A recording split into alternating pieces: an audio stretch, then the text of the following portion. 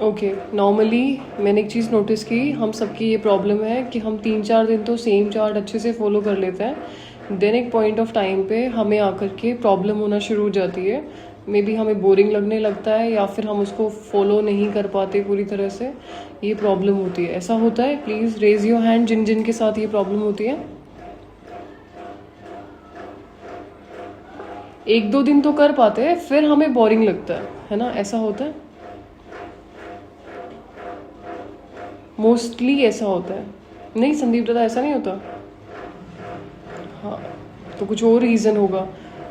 जब जो प्रॉब्लम होगी ना, आप लोग मुझे बताओ कि चार्ट फॉलो करने में हमें ये प्रॉब्लम हो रही है, तो we will make a different chart according to that, कि भाई आप लोग को क्या पसंद आता है, उसके अनुसार प्रिपेयर करेंगे कुछ नया, कि आपको क्या चाहिए या आपको प्रॉब्लम क्या होती है, तो उस प्रॉब्लम को कंसिडर करते हुए उसको चेंज करने की कोशिश तो करेंगे ना। तो आप मुझे जब तक प्रॉब्लम नहीं बताओगे कि चार्ट फॉलो करने में ये प्रॉब्लम होती है, तो हम कोई भी नया प्लान कैसे बनाएंगे। जैसे एक आत्मा है जिन्होंने बस चार्ट मुझे भेजा है व्हाट्सएप ग्रुप में, दो होंगे लगभग, तो इसके अलावा कोई का आया नहीं है। सो दिस मीन्स कि कुछ तो प्रॉब्लम है जो सब फेस कर रहे हैं। एंड आप मुझे चलो ऐसे नहीं बताते हो तो ग्रुप जो एडमिन्स नंबर है उस पर मैसेज कर दो कि ये प्रॉब्लम है जो हम फेस करते हैं, तो फिर जो भी हम नेक्स्ट बनाएंगे आगे उन प्रॉब्लम्स को रिजॉल्व करने की कोशिश करेंगे। ठीक है?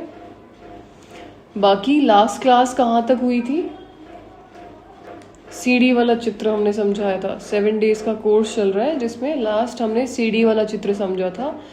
संडे, एक हफ्ते पहले जो संडे था उसमें, उसके बाद आज क्लास हो रही है। ठीक है? सो आज हम समझेंगे सृष्टि, मनुष्य सृष्टि रूपी कल्प वृक्ष के बारे में। तो अपने पहले तो कैमराज ऑन करो, जो जो ऑन कर सकते हैं। समझना है ये? Please raise your hand. ये वाला चैप्टर समझना है या कुछ और डिस्कस करना है आज? बस शालू बहन को समझना है और किसी को नहीं समझना? All right. सो ये जो मनुष्य सृष्टि का कल्प वृक्ष है जो दिखाया जाता है, आपके पास चित्र होगा घर में, नॉर्मली सबके पास होता है। ये वाला जो चित्र है जिसमें एक पूरा कल्प वृक्ष होता है, ठीक है, नीचे ऐसा संगम युग वाला पोर्शन दिखाया जाता है। तो जिनके घर में वो चित्र है वो खोल लो और इसको समझना शुरू करते हैं। तो यहाँ पे मनुष्य सृष्टि रूपी कल्प वृक्ष, मतलब ये जो ह्यूमंस की जो सृष्टि है उसको बाबा ने एक वृक्ष के रूप में दिखाया हुआ है कि वो एक, मतलब ये उनका रिप्रेजेंट करने का तरीका है कि कैसे इस सृष्टि को रिप्रेजेंट किया जाएगा। तो एक्यूरेट बैठता है इस बात पे कि वो एक वृक्ष के जैसे अगर हम उसको रिप्रेजेंट करें तो वो एग्जैक्टली सही होगा। ठीक है? मतलब एक पेड़ होता है जिसमें पहले बीज होता है, बीज से जड़ें, फिर जड़ों से ऊपर एक पत्तियां निकलती हैं। देन ऐसे सिमिलरली हम बाबा, शिव बाबा बीज जैसे हैं, हम बच्चे एक तरह से उनके लीव्स या जैसे हैं। ठीक है? तो वो रिप्रेजेंट करने का तरीका है। ऐसा कोई वृक्ष प्रैक्टिकली नहीं होता है, लेकिन वो उनका समझाने का तरीका है कि कैसे कैसे ये सृष्टि की उत्पत्ति होती है, धीरे धीरे इंक्रीज होती जाती है और धीरे धीरे आगे चल के विस्तार को पाती है और दोबारा फिर से बीज के रूप में कन्वर्ट होकर के दोबारा से एक नई शुरुआत होती है। ठीक है? ये यहाँ पे जो सबसे पहले बीच में सबसे नीचे दिखाया हुआ है वो शिव बाबा दिखाए हुए हैं और संगम युग का पोर्शन दिखाया गया जहाँ पे अष्टरत्न है, ब्रह्मा बाबा है, मम्मा है, शिव बाबा है, जो कि वृक्ष के बीज रूप दिखाया जा रहा है। बीज मतलब जो कि कंक्लूड करता है सारी सृष्टि की सारी नॉलेज को या पूरे वृक्ष के सार को। जैसे पेड़ के अंदर जो भी होता है वो सारा बीज से ही तो निकलता है। जो भी चीज़ें होती हैं, बस बीज को एक पर्टिकुलर टाइम चाहिए होता है, एक पर्टिकुलर एनवायरनमेंट चाहिए होता है ग्रो अप होने के लिए। ये भी नहीं कह सकते कि बीज कभी भी फलीभूत हो सकता है जब तक उसको सॉयल ना मिले, प्रॉपर टाइम, सन की लाइट ना मिले या पानी ना मिले। सिमिलरली संगम युग वाले पोर्शन पे जब भगवान धरती पर अवतरित होते हैं तब वो लाइट अप होता है, मतलब तब उनके हिसाब से एक नए सृष्टि का वृक्ष या एक नया बीज डलता है, एक नई सृष्टि की स्थापना होनी शुरू होती है। ये सृष्टि एक तरह से एक नए वृक्ष के जैसे आरंभ होनी शुरू होती है। ओके, तो इसमें शिव बाबा बीज के जैसा काम करते हैं कि वो अवतरित होते हैं संगम युग पर, वो अपने जैसे बच्चों को जागृत करते हैं, एंड देन वो सृष्टि परिवर्तन होती है, और उन जो भी जागृत करने के निमित्त बनते हैं वो बनते हैं इस सृष्टि रूपी कल्प वृक्ष की जड़ें। जड़ों के बिना पेड़ खड़ा नहीं हो सकता है ना, जड़ें चाहिए होती हैं, और जड़ें आधार भी होती हैं एक तरह से पूरे वृक्ष का। जड़ें गुप्त भी होती हैं। सिमिलरली हम ब्राह्मण्स जो है बाबा के बच्चे हैं, हम गुप्त हैं, और हम एक नई कल्प वृक्ष में नई सृष्टि की स्थापना के निमित्त बने हुए हैं। हम इस पूरी सृष्टि की जड़ें हैं। तो जैसा जैसा जड़ों की स्थिति होती है, जड़ें अगर ठीक होती हैं तभी तो पेड़ ठीक रहता है। अगर जड़ें पेड़ की गलना शुरू हो जाए या उनको दीमक लगना शुरू हो जाए तो पूरा पेड़ गिर जाता है। होता है ये।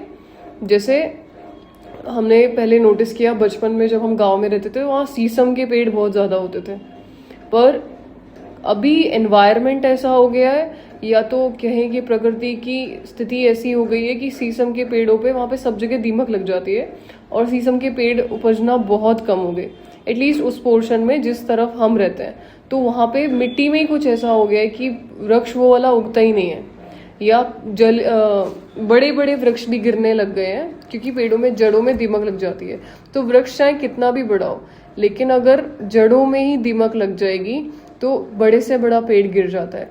ऐसे ही बाबा को जब ये सृष्टि परिवर्तन करनी होती है तब वो हर एक को आके सारी चीजें नहीं समझाते, वो केवल जड़ों को आके समझाते हैं, रूट्स को। कहते हैं अगर रूट्स ठीक हो जाएंगे तो पूरा वृक्ष अपने आप ठीक हो जाएगा। ठीक है, हम वो रूट्स है, हमें वो आके समझाते हैं। जैसे लोग कहते हैं ना कि उनको समझाना है, गरीबों को समझाना चाहिए, अमीरों को समझाना चाहिए। एक बार हमारा पर्सपेक्टिव होता है कि हम सबको चुन चुन के जाके समझावे। हमारा पर्सपेक्टिव कहीं ना कहीं ये भी है कि ब्राह्मण समझे पहला। तो अगर ब्राह्मण समझ जाएंगे तो कहीं ना कहीं वो बड़ी सेवा निकाल सकते हैं। तो जड़ों में अगर पानी भरेगा तो पूरे पेड़ तक अपने आप पहुंचेगा।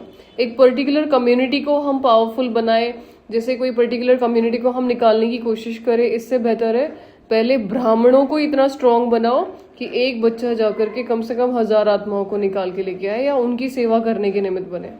ठीक है, क्वांटिटी थोड़ी ज्यादा भी हो सकती है, लेकिन एक पावरफुल सोल बहुत सारे आत्माओं की सेवा करती है।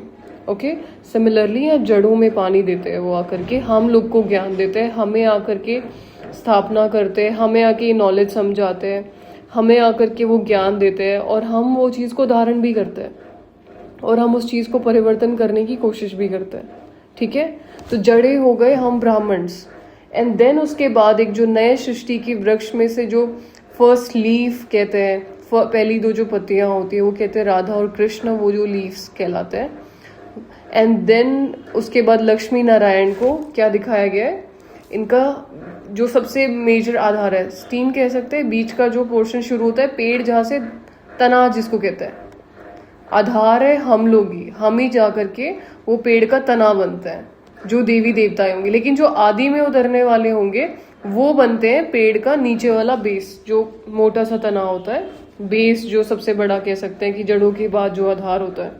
एंड उसके ऊपर त्रेता युग में 150 वर्ष का जो दिखाया है, वहां पे राम सीता का राज्य दिखाते हैं, जहाँ पे चंद्रवंशी आत्माएं होती हैं।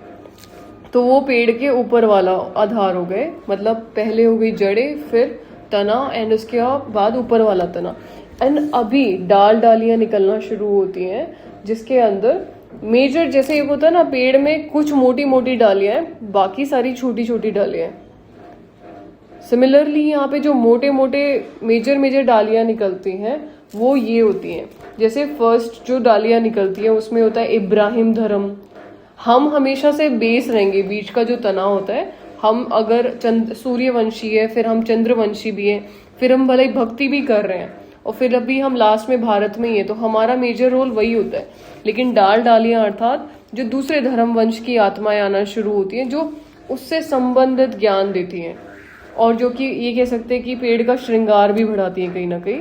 होते हैं पहले इब्राहिम धर्म का जो रिलीजन है वो सेटअप होता है, फिर बौद्ध धर्म का जो रिलीजन है वो सेटअप होता है, तो पेड़ में एक डाली बुद्ध धर्म की निकलती है, फिर क्राइस्ट धर्म की दिखाते हैं, फिर शंकराचार्य द्वारा संन्यास धर्म की भी दिखाते हैं।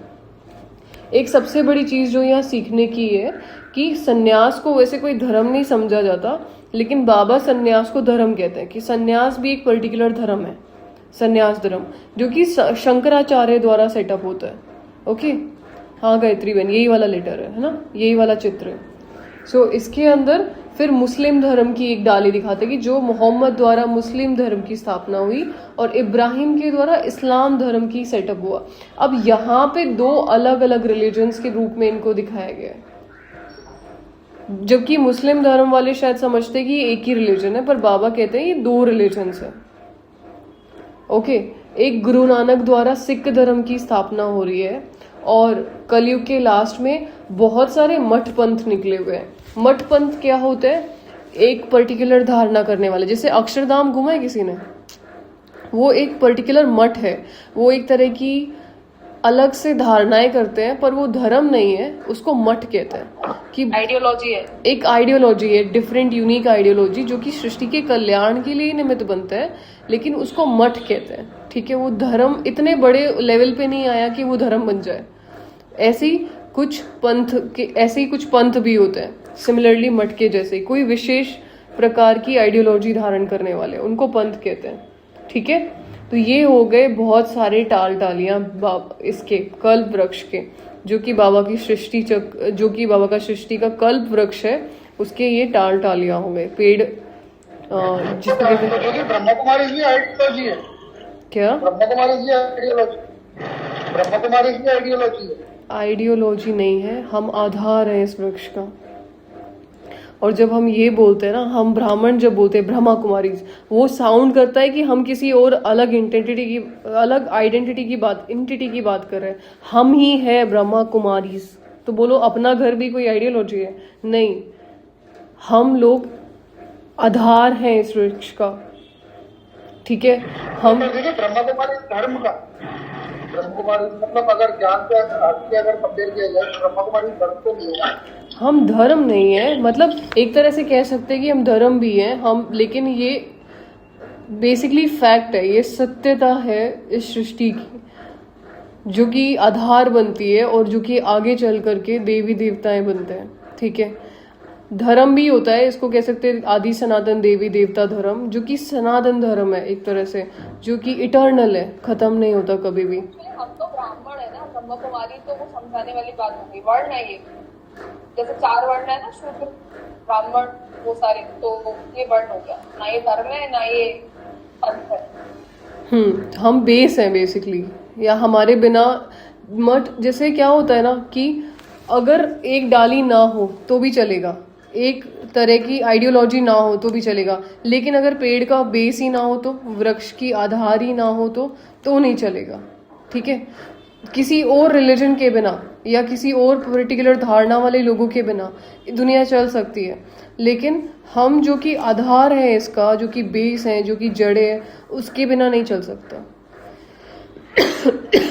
ठीक है, एंड देन इसके बाद आता है सबसे ऊपर, एक तो नीचे ब्रह्मा दिखाया है और एक तो ऊपर में ब्रह्मा दिखाया है, जहाँ पे कि बहुत सारी ऐसे हो रही है कि नेचुरल क्लैमिटीज दिखाई गई हैं। अब आपको ये बात तो पता है ना कि जैसे एक वृक्ष में एक बीज होता है, वो बीज पक करके ऊपर आ जाता है, और फिर जैसे कोई फ्रूट निकलता है उस पेड़ में से, तो वो बीज पक करके नीचे से निकल के ऊपर आ जाता है।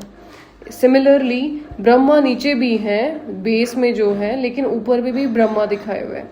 वो अपने 84 जन्म पूरे करके लास्ट में भी यहीं पे आकर के अपना रोल प्ले करते हैं, जहाँ पे बहुत सारी नेचुरल क्लैमिटीज हैं। ऊपर में शंकर का रोल दिखाया है, धरती वाले पोर्शन को नरक के रूप में दिखाया है, और उसको आग लगी हुई है, जो कि आने वाले समय में ऐसा देखने में भी आएगा। हालांकि अभी भी लगी हुई है, बट हमें इतनी महसूसता नहीं होती है, बट आगे चल के साफ साफ एग्जैक्टली वो चीज़ें महसूस होंगी। जहाँ पे अमेरिका और सोवियत संघ का एक झंडा दिखाया हुआ है, दोनों को लड़ते हुए दिखाते हैं।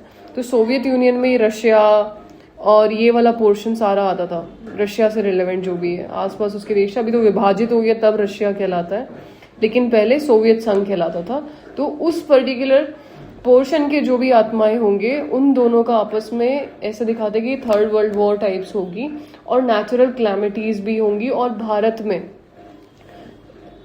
में भी और विदेशों में भी सिविल वॉर्स के थ्रू परिवर्तन होगा। परमपिता परमात्मा से विपरीत बुद्धि भारतवासी जो है वो कौरव कहलाते हैं। विज्ञान गर्भित अमेरिका और यूरोपवासी यादव जो है वो आपस में लड़ेंगे। और प्राकृतिक आपदाओं से बेसिकली जो जगहें थी जो कि हमने जैसे जगह बना दिया है, मुंबई जैसा स्थान था नहीं, लेकिन हमने ओशन को डंप कर करके वो स्थान बना दिया। ऐसे बहुत सारे ऐसे पोर्शंस है जो डंप कर ऐसे बने हुए, तो वहाँ पे समुद्र वापस अपनी जगह ले लेगा और टेक्टोनिक प्लेट्स की मूवमेंट की वजह से एक बहुत बड़ा परिवर्तन देखने में आएगा। तो ये है जो पूरा कल्प वृक्ष है जो दिखाया जाता है। यहाँ नीचे 8 ऐसी आत्माएं जो कि यज्ञ के बिल्कुल आधार मूर्त थे, उनको दिखाया गया है। ठीक है, जिसमें कि आती हैं मनमोहिनी दीदी, दादी प्रकाशमणि जी, चंद्रमणि दादी, निर्मल शांता दादी, जगदीश भाई जी, जानकी दादी और गंगे दादी और ब्रिज शांता, ब्रिजेंद्रा दादी। ठीक है, सो ये 8 मुख्य ऐसी आत्माएं जो बीच में आधार के रूप में दिखाए गए हैं, और बाबा मम्मा के अलावा। इससे रिलेवेंट आपको कोई क्वेश्चन है जो शायद मैं बताना भूल गई हूँ तो आप पूछ सकते हो। इस पूरे कल्प वृक्ष से रिलेवेंट कोई क्वेश्चन है? नहीं है किसी को कोई क्वेश्चन? उल्टा दिखाया ना, उल्टा बताते हैं कल्प वृक्ष को परिवर्तन। वो परम धाम का है जो उल्टा दिखा रहे हैं ना, वो परम धाम में है, क्योंकि हम सब जाकर के वहाँ पे अपनी जगह जब धारण करेंगे तो बाबा ऐसा कहीं ना कहीं बताने की कोशिश करते हैं कि वो वृक्ष के जैसी एक शेप में हम अपने अपने स्पेसेस पे जाते हैं। वो वृक्ष की जैसी धारणा, मतलब दिखने में ऐसा दिखता है कि जैसे वृक्ष हो, उल्टा वृक्ष हो। तो बीज जब ऊपर होता है तो वृक्ष उल्टा रहता है, और वो देखने का नजरिया है। आंखों से देख रहे हैं तो हमें वृक्ष उल्टा लग रहा है, लेकिन आत्मा के हिसाब से डायरेक्शंस तो काम ही नहीं करती ना। जब हम अपने आत्मिक स्वरूप में, फिर डायरेक्शंस वगैरह काम नहीं करती। और परम धाम में भी जब हम होते हैं तो डायरेक्शंस काम नहीं करती। परम धाम में जब हम होंगे तो बाबा कहते हैं फर्स्ट फ्लोर तो या तो ग्राउंड फ्लोर तो बाबा के लिए परम धाम है। हम धरती पे रहते हैं तो हमारे लिए ग्राउंड फ्लोर धरती है, लेकिन बाबा परम धाम में रहते हैं तो उनके लिए ग्राउंड फ्लोर परम धाम ही है। उनको लगता होगा कि तुम 3rd फ्लोर पे रहते हो, उनके हिसाब से वो तो डायरेक्ट। ये बहुत सारी ऐसी अजीब सी चीज़ें हैं जो आगे चल के हमें पता लगेगा कि चीज़ें एग्जिस्ट नहीं करती थी या करती हैं, तो लॉ हमारे लिए बदल जाते हैं। जब हम आत्मिक अवस्था में होते हैं तो डायरेक्शंस का नियम शरीर पे काम करता है ना, कि आप किस डायरेक्शन में देख रहे हो, ऐसे मूवमेंट कर रहे हो, ऐसे कर रहे हो, लेफ्ट राइट। आत्मा को कैसे ऐसे डायरेक्शंस कैसे डिसाइड होगी? तो वो चीज़ें हमें केवल देह भान में तब तक ये नियम लागू होते हैं, फिर उल्टा सीधा ये चीजें लागू नहीं होंगी। ठीक है, इसके अलावा कोई क्वेश्चन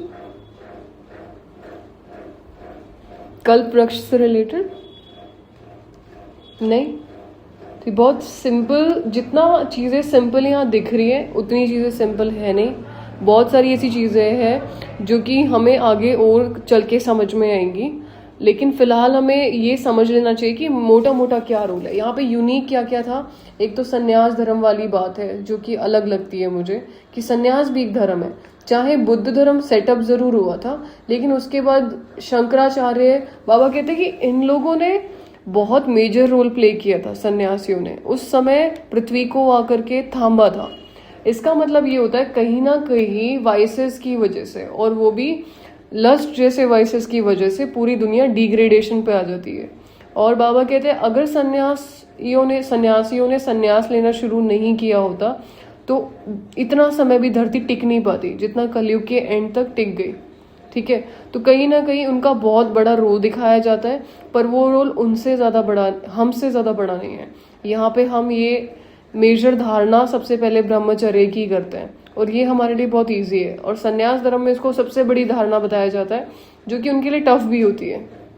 और हमारे लिए बाबा कहते हैं कि तुमको घर गृहस्थ में रहते हुए धारणा करनी है। ठीक है, सो ये चीज़ हमारे लिए इजी हो सकती है, पर उस समय इसी चीज़ की सबसे ज़्यादा ज़रूरत थी।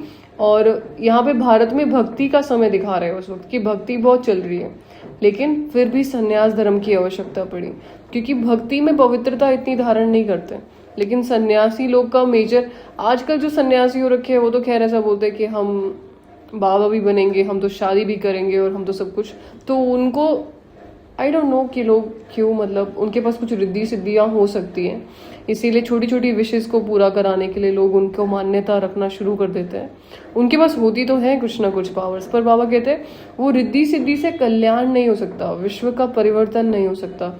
हाँ, वो लोग अच्छा पैसा कमा सकते हैं, उन्होंने कुछ ना कुछ तो तपस्या की होती है जो उनको वो रिद्धि सिद्धियाँ मिलती हैं, जिसकी वजह से उन लोग का इतना अट्रैक्शन भी रहता है।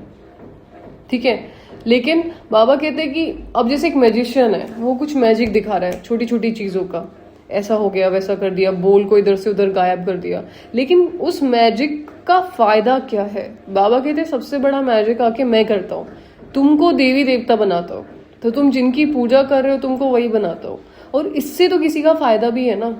अगर मैं आपको हेड स्टंट मार के दिखाऊं, मेरे पैर ऊपर और सर नीचे एंड ऑल, तो ऐसा लोगों को लगता है कि कितनी कूल चीज़ है एंड बहुत बड़ी अचीवमेंट है, और उनकी तो फ्लेक्सिबल बॉडी है एंड ऑल दैट, बट उस चीज़ का ओवरऑल कोई फ़ायदा है नहीं at the end of the day, किसी और का उससे कोई भला नहीं होने वाला है। तो आजकल ऐसी चीज़ें ट्रेंड में है जिनका कोई फ़ायदा नहीं है, लेकिन बस वो ट्रेंडिंग है इसलिए ट्रेंड में है।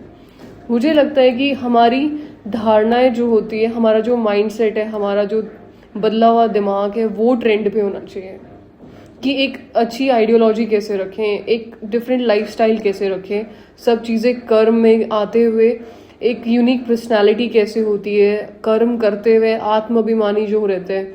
और एक समय पे ये चीज़ें आएंगी भी सामने, बट वो तब आएंगी जब हम संसार को और ज्ञान योग को एकदम बैलेंस कर लेंगे। हम ऐसा नहीं सोचेंगे कि ज्ञान योग तो अलग है और मेरा संसार तो अलग है। जब ये दोनों चीज़ें बैलेंस में आ जाएंगी ना, तो काम करते हुए भी वो आपकी लाइफस्टाइल बन जाती है। ठीक है, आपकी पर्सनालिटी हीरोइक सी हो जाती है कि ये हर कर्म करते हुए भी स्टेबल रहते हैं, इनके ऊपर शायद कुछ चीज़ें इम्पैक्ट नहीं करती, ये अपना टाइम वेस्ट नहीं करते, इनकी ऑब्जर्वेशन अच्छी है, चीज़ें जल्दी सीख लेते हैं। बहुत सारी ऐसी चीज़ें जो आपसे ही नज़र आएंगी लोगों को। ठीक है, और वो कब होगा? जब आप लोग अपना शेड्यूल चेंज करोगे, आप लोग कुछ तो यूनिक करोगे, तभी तो होगा। कुछ तो डिफरेंट माइंडसेट, कुछ तो डिफरेंट सोचोगे, कंसिस्टेंटली अपनी सोच पे कुछ तो काम करोगे, और वो तब होगा जब प्लान फॉलो करोगे। मेरा मत फॉलो करो, अपना खुद का बना के फॉलो कर लो। मेरे फॉलो करने में, मेरा वाला फॉलो करने में प्रॉब्लम है ना। अपना खुद का बना लो, कुछ तो नया प्लान बनाओ। कैसे समझो, मैं किस भाषा में बोलो कि आपको समझ में आवे कि ये कितना ज़रूरी है।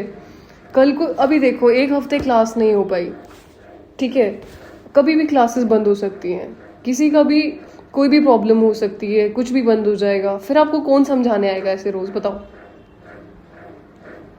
कैसे मैं कितना इमोशनली ब्लैकमेल कर लेती हूँ, कुछ चीज़ें काम ही नहीं करती। आप लोग ब्लैकमेल ही नहीं होते, भगवान उतर के ब्लैकमेल हो जाता है मेरे से, पर ये मेरे ब्राह्मण बहन भाई ब्लैकमेल नहीं होते। अरे मेरे हिसाब से मत करो, अपने लिए कुछ कर लो, खुद का ही कुछ बना के कर लो। 3 दिन चलता है ना, तो 3 दिन का ही प्लान बनाओ, फिर छोड़ दो, 2-3 दिन ब्रेक लो, फिर 3 दिन चल रहा है तो कुछ 3 दिन का ही कर लो। बिना अभ्यास के कुछ भी परिवर्तन नहीं होगा। ठीक है, समझ रहे? अभी मैं बोल दूं कि मैं प्लान बना के देती हूँ, फिर कोई सबमिट ही नहीं करता है। हालांकि मुझे तो अभी सच बताऊं तो मुझे इस चीज़ से भी प्रभावित होना मैं बंद हो गई हूँ लेकिन फिर भी मुझे लगता है ना कि चेंज तो नहीं हो रहा ना, लोगों की स्थिति तो बदलेगी नहीं ना। यही एक तरीका है ना, इसी से बदलेगा, और कोई तरीका नहीं है। आपके पास है तो आप मुझे बताओ कि ये भी तरीका है, हम तो ऐसे भी बदल जाएंगे। क्यों सीमा?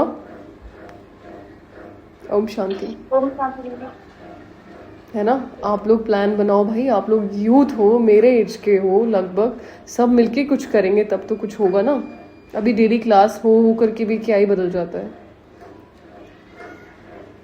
चलो, तो आपको नेक्स्ट चीज़ है, अच्छा, तो जो नेक्स्ट प्लान मैं देने वाली हूँ उसमें कुछ फिजिकल एक्टिविटीज़ होंगी। आप घर पे बैठ के करोगे क्या? अगर मैं आपको कुछ एक्टिविटीज़ दूँ कि ये बनाना है वो बनाना है, कुछ फिजिकल एक्टिविटीज़ तो कर ही सकते हो ना। ओके, और कोई सहयोग कर दूँ मैं आपको? बताओ कि जिससे आप पुरुषार्थ शुरू कर दो, फिजिकली फिट हो जाओगे आप, उसके बाद पुरुषार्थ शुरू हो जाएगा। और कोई इशू है आपको तो मुझे बताओ कि नहीं ये प्रॉब्लम है, तो उसके लिए फिर सोल्यूशन निकालती हूँ, फिर आप पुरुषार्थ शुरू करोगे। बोलो। दीदी ओम शांति। ओम शांति।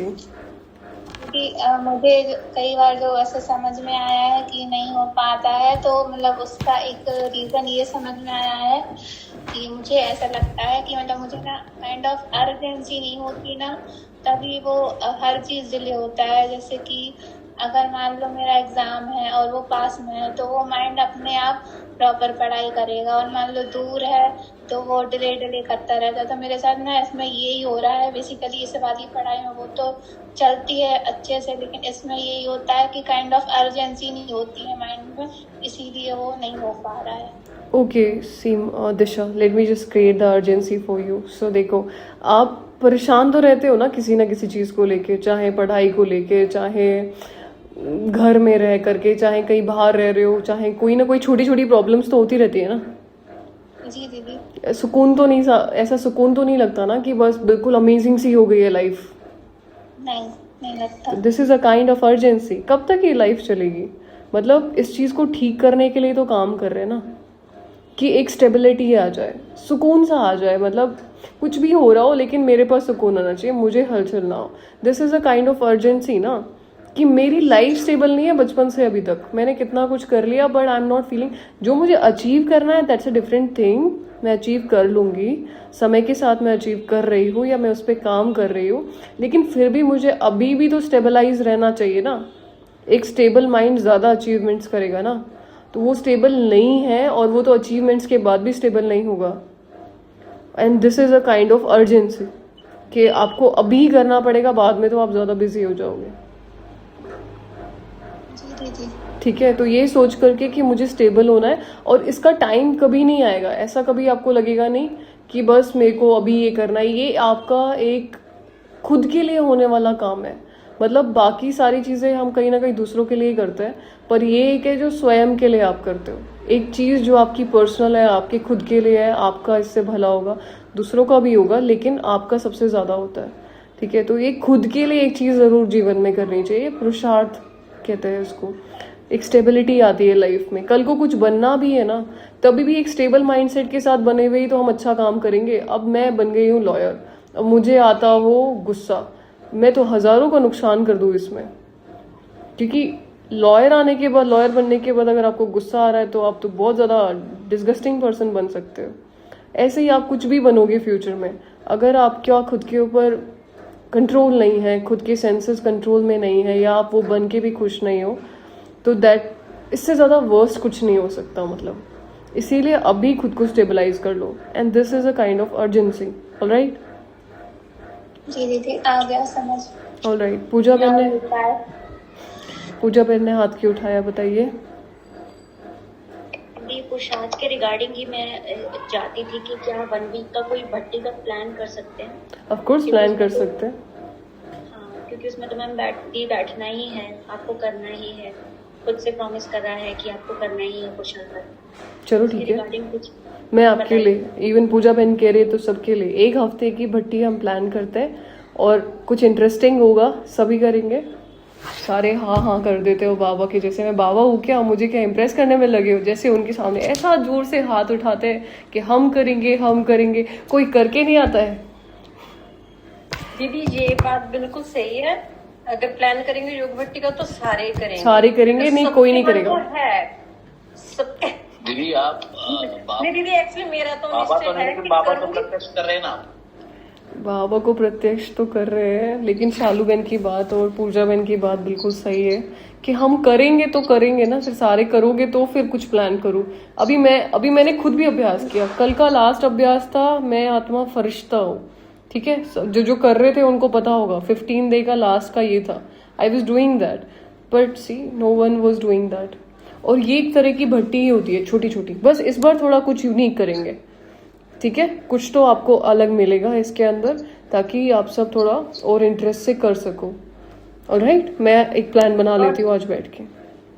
हाँ जी दीदी, और योगा क्लासेस का जो आप कह रहे थे, मुझे तो वैसे उसकी बहुत जरूरत है। थोड़ा शरीर का दिक्कत ज्यादा है, तो योग में बैठने की में दिक्कत बहुत आ रही है। बार बार ध्यान उसी तरफ ही रहता है कि शरीर की ये प्रॉब्लम, शरीर में प्रॉब्लम। पता है, योगा क्लासेस की जरूरत फिलहाल मुझे लगता है सबको ही है। एक बार मेरे हिसाब से 1 दिन ज्वाइन करना, अगर आपको समझता है तो कंटिन्यू करना, नहीं समझता है तो आपको पता है मुझे उसने बिल्कुल ऐसा प्रेशराइज करके ब्लैकमेल करके 1 घंटे के लिए रुला रुला के कराया है। मतलब मुझे बिल्कुल नहीं करना था कि मुझे नहीं करना है, ना मुझे पसंद है ना मुझे समझ आता है। उसने जबरदस्ती पकड़ के बिठा के कराया और सेम डे दूसरा दिन भी जबरदस्ती कुछ ना कुछ डील करके कि ठीक है मैं ये कर दूंगी मैं वो कर दूंगी। अब 2 दिन करने के बाद मुझे समझ आया कि वाकई इसकी ज़रूरत है, क्योंकि चेंजेस होना शुरू हो गए। ऑफ कोर्स बॉडी थोड़ा रिलैक्स होना शुरू कर रही है। कुछ चीज़ें हैं जो अंदर समझ आ रही है कि ये भी खराब हो रखा है, ये भी खराब हो रखा है। आपका तो खुद का बॉडी वेट आपसे कैरी नहीं होता, बहुत चीज़ें खराब है और जिसकी वजह से योग भी खराब होता है। तो कहीं ना कहीं हमें थोड़ा इसको ठीक रखने की ज़रूरत है। उसके लिए ये शुरू करना है। मैं भी करने वाली हूँ आप लोगों के साथ, आप करोगे तो मैं भी करूँगी, ठीक है। पर जिन जिनको कर एक बार सारे ज्वाइन करके देखो, ठीक लगता है तो कंटिन्यू करना, नहीं ठीक लगता है तो भी मेरे हिसाब से 3 दिन तो कंटिन्यू करो, फिर भले ही छोड़ दो अगर नहीं समझ रहा है तो। पर करके देखो, मेरा खुद का मानना है करना चाहिए, क्योंकि शरीर का ध्यान रखना ज़रूरी है। अभी प्रकृति भी कैसा कैसा रोल प्ले करने वाली है, तो उसके लिए शरीर रेडी रहे, ठीक है। ऑलराइट, करेंगे सभी, रेज योर हैंड्स। कूल, मैं भी करूँगी आप लोग के साथ, मैं भी ऑनलाइन ज्वाइन करूँगी, ओके। चलिए अभी मैं प्लान बना लेती हूँ। जैसा कि पूजा बहन ने कहा था 7 डेज का आप लोग को प्लान मिल जाएगा, भट्टी जैसा ही होगा और सब मिलके एक साथ करेंगे, ओके। ओम शांति। अभी आप मुझे छुट्टी दो, ओके। चलो, ओम शांति। और शांति। ओम शांति।